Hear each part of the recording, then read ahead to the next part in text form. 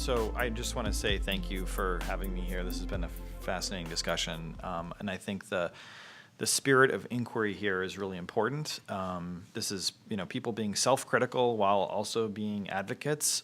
It's an incredible combination. I hope that continues as part of this whole conversation. I think that's our fundamental role, right? Is to know all the uncertainty and to know all the ambiguity and to know all the inner conflict and still to act.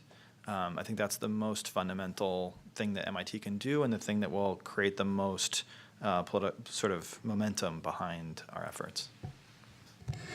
Thank you, and thanks again for this invitation. A wonderful conversation. I hope we can have more of them. I hope it's the beginning of a conversation. I think what MIT needs to do is really about leadership, and it's completely captured by the president's statement, as I said earlier. I am surprised a little bit to hear the moral argument. I didn't think I would come to MIT and have Dr. J make the moral argument. Is it moral, is it scientific, is it economic? I'll just say I agree with you on the one argument. Ceres only makes an economic argument. We stay very, very far from the moral argument. On the other hand, you all, as students, making the moral argument gives you access not only to talk about value, but values. And so it's a much broader, richer narrative. And I agree with your having that articulated as a narrative. At the same time, I think the Sloan School is an incredible resource. And I do think that looking at some of the numbers, I'm familiar with the study that Geoffrey noted, Generation Investment, Al Gore's investment firm, is entirely fossil fuel free. I do think that having the analytical backup for their argument that comes out of the school, because you all could, of course, do that. I have been telling Geoffrey, I think that's an incredible resource to have, just so that you have your answers ready. So good luck to you all.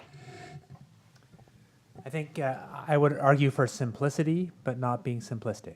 And I think that's where this movement is doing a lot of things right. I think you need a very, very simple ask, and I think that the ask you've got is good. You could think of other asks, but it's a good one. And then you need not to be simplistic, and I think you need to be very careful about not saying stuff that's naive and self-serving. So just to pick up on what we just heard, the reason that the reason that a bunch of renewable energy companies have made money is because of government policies that pump money in, not because they're necessarily smart, or not because their investors were smart, but we have governments around the world putting right now about $200 billion of incentives to drive that industry. That's how people made money. And what we need to be clear about in this movement, I think, is not to get into the details of exactly how to do that, because there are lots of ways in which I think that's been grossly misdone. About $150 billion a year globally on solar with very little to show for it for reduced emissions. What you want to do is be deadly simple about what the goal is, which is to bring global carbon emissions to zero.